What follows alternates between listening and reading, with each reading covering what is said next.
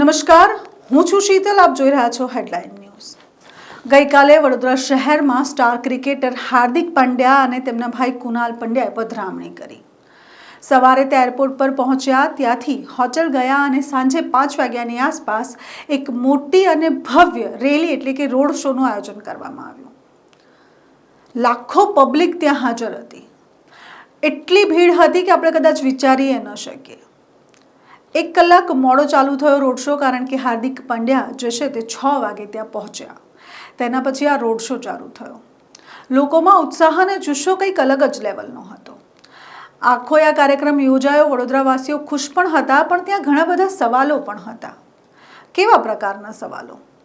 સવાલો એ કે જ્યારે શહેરમાં જ શહેરનો સ્ટાર ક્રિકેટર આવે છે, એટલે કે વડોદરાનો જ સુપુત્ર હાર્દિક પંડ્યા જ્યારે વડોદરામાં આવે છે, ત્યારે વડોદરાના રાજનેતાઓમાં કેમ ચૂપ્પી છે?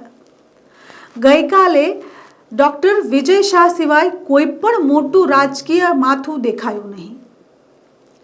વિજય શાહ ત્યાં હાજર હતા. થ્રો આઉટ આખી રેલીમાં તે હાજર રહ્યા. થોડી ક્ષણ માટે પણ તેઓએ હાર્દિક પાંડ્યાને એકલાના મૂક્યા અને તે એ બસ ઉપર જ રહ્યા, જે બસ ઉપર હાર્દિક પાંડ્યા અને કુનાલ પાંડ્યા સવાર હતા. પણ વાત એ છે કે શહેરના મેયર ક્યાં છે?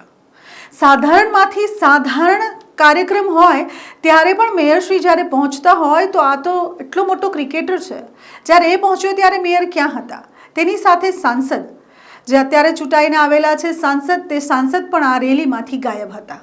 તેની સાથે સાથે એક પણ મોટું માથું આ કાર્યક્રમમાં દેખાયું નહીં. એટલે ઘણા બધા સવાલ આવી ગયા.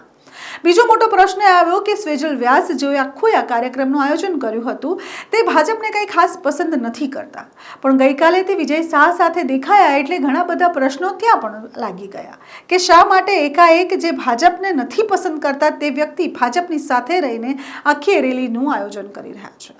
ગણપતિ પંડાલની વાતો કરીએ ત્યારે ઘણા બધા શહેરના ગણપતિ પંડાલો જે છે તે એકઠા થઈને આ રેલીમાં જોડાવાના હતા, પણ ગઈકાલે ઘણી બધી ગણપતિ પંડાલના લોકો દેખાયા નહીં. એટલે કે આયોજકોમાં માત્ર ને માત્ર સ્વેજલ વ્યાસ અને જય ઠાકોર દેખાયા. જય ઠાકોર અને સ્વેજલ વ્યાસે અમારી સાથે વાત પણ કરી. તેઓએ જણાવ્યું કે કેટલા ટૂંક સમયમાં તેઓએ આ રેલીનું આયોજન કર્યું.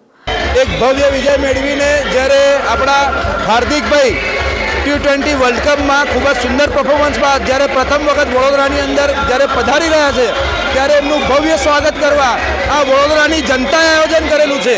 ટીમ રિવોલ્યુશન, વડોદરાની જનતા, વડોદરાના ગણેશ મંડળો, હિન્દુ સંગઠનો એ સર્વે મળીને પોતાના લોકલ બોય, પોતાના હીરોનું જબરજસ્ત રીતે સ્વાગત કરી રહ્યું છે.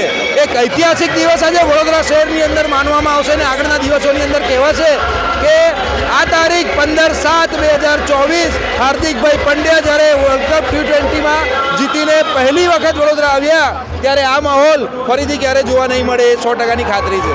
સર્વેને અમે આભાર માનીએ છીએ. આપ મોટી સંખ્યાની અહીંયા ઉપસ્થિત થયા છો. આપણે બધા જ હાર્દિકભાઈ આપણા લોકલ બોય, આપણા હીરોની માટે અહીંયા આજે ઉપસ્થિત છે. ટૂંક જ સમયની અંદર આવી જશે અને ખૂબ જ સુંદર વિજય યાત્રા એમની માંડવીથી શરૂઆત થશે. સાથે આ બધી તૈયારી કરવામાં કેટલો સમય આપણને લાગ્યો? અમને ખૂબ ઓછો સમય મળેલો હતો. ફક્ત 3 દિવસના સમયની અંદર આ બધી પ્રિપરેશન અમે કરી છે. હું વડોદરા ગણેશ મંડળનો ખૂબ ખૂબ આભાર માનું છું કે એ જે તાકાત, આપણી જે યુનિટી છે, સારા કાર્યોની અંદર હર હંમેશ લગાવતા રહીશું અને આવા સારા સારા આયોજન આપણે વડોદરા શહેરમાં કરતા રહીશું. बहुत ही प्राउड फील हो रहा है, क्योंकि मैं वो हूँ जो उनकी हार में, उसके डाउनफॉल में भी साथ था और आज उसके जीत में भी उसके जश्न मनाने अहमदाबाद से इधर आया हूँ. क्या नाम है आपका? नीरव ठाकुर. तो ये था हार्दिक पांड्या फैन और आप देख सकते हो भीड़ यहाँ पे जो भीड़ है वो आप देख सकते हो. यहाँ पे सारे लोग जो है वो इकट्ठा हुए हैं हार्दिक पांड्या का जश्न मनाने के लिए. हर कोई यहाँ पे इकट्ठा हुआ है हार्दिक पांड्या की जीत को मनाने के लिए, देश की जीत को मनाने के लिए. આયોજન હાલાકી ઘણું સારું હતું એમ કહીએ તો ચાલે, કારણ કે સિક્યોરિટી ખૂબ ટાઈટ હતી. તે છતાંય લોકો જે છે તે વીજળીના તારને હાથમાં લઈ લીધા હતા, રેલિંગો ઉપર ચડી ગયા હતા, ઝાડ ઉપર ચડી ગયા હતા. આ તે કેવી ફેનગીરી કે પોતાનો જીવ પણ જોખમમાં મૂકી દેવામાં આવે? આ તે કેવી ફેનગીરી કે આપણે એવું ન વિચારીએ કે કદાચ કરંટ લાગશે તો આપણે તો મરીશું, સાથે બીજા 6 ને લઈને મરીશું. લાઇટના પોલ ઉપર લોકો ચડેલા દેખાયા, ઝાડ ઉપર ચડેલા દેખાયા, રેલિંગો ઉપર ચડેલા દેખાયા. લોકો પોતાના નાના નાના બાળકોને ખભા પર રાખીને આવતા દેખાયા. આટલી ભીડમાં કોઈકનો ચંપલ ક્યાં પડ્યો, કોઈકના કપડાં ફાટી ગયા અને કોઈક ત્યાં બેહોશ થઈ ગયું. મહત્વની વાત એ છે કે સંસ્કારી નગરીના સંસ્કારો હજુ જીવતા હતા કે જ્યારે એમ્બ્યુલન્સ ત્યાંથી પસાર થઈ તો એમ્બ્યુલન્સને પ્રેમથી રસ્તો આપી દેવામાં આવ્યો. આટલી બધી ભીડમાં પણ એમ્બ્યુલન્સ સડસડાટ રીતે નીકળી એટલે એ ગર્વની વાત છે કે હજુ સંસ્કારી નગરીના સંસ્કાર જીવી રહ્યા છે.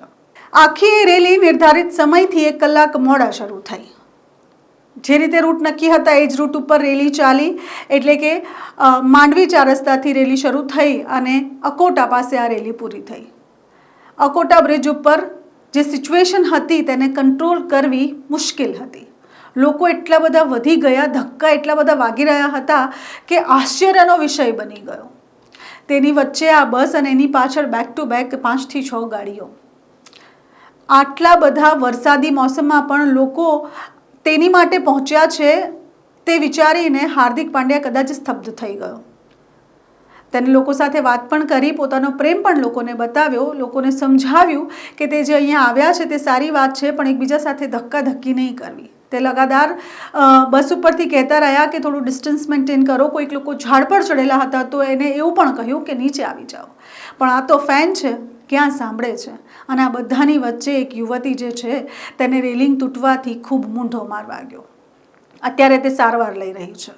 એટલે એવું કહી શકીએ તો ચાલે કે એની ફેનગીરી તેને મોંઘી પડી, યા તો પછી ત્યાં જવું તેની ભૂલ સાબિત થઈ.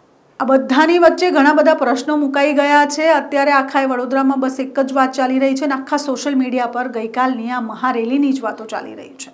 પણ આ મહારેલી પૂરી તો થઈ ગઈ પણ સાથે ઘણા બધા પ્રશ્નાર્થ ચિહ્ન મૂકતી ગઈ.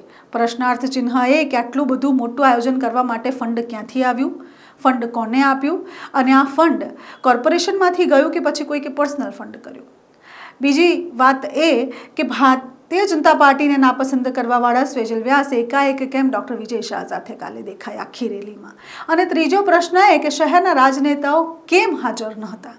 અને ચોથો પ્રશ્ન એ કે આટલી બધી ભીડ જે ભેગી થઈ અને સંતુલન જે ખોરવાયું તો સિક્યોરિટી જે છે તે સિક્યોરિટીના લોકો સાથે પણ હાથાપાઈ કરતા નજર આવ્યા. તો આનું જવાબદાર કોણ? એટલે આ બધા પ્રશ્નાર્થ ચિહ્ન વચ્ચે ગઈકાલે આ રેલી સંપૂર્ણ થઈ પણ પ્રશ્ન ઘણા બધા મૂકી ગઈ.